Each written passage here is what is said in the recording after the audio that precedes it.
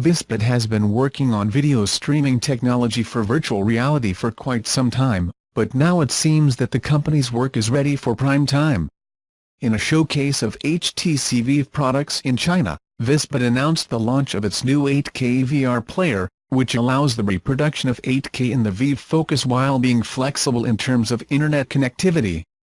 Visbit says that this is the first 360-degree 3D video player with performance-based rendering in the industry and will be launched today through the VIVEPORT store.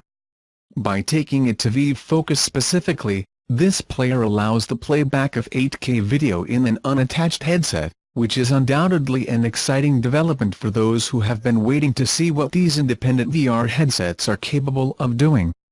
The player uses Visbit's own view-optimized viewing technology, which helps reduce latency when it comes to transmitting high-resolution videos. We also learned that it will make use of spatial audio and video encryption. However, perhaps the best part of all this is that the player Visbit supports streaming video over Wi-Fi and video downloads, which in turn allows you to view content 8K in places where they have a stable internet connection or fast,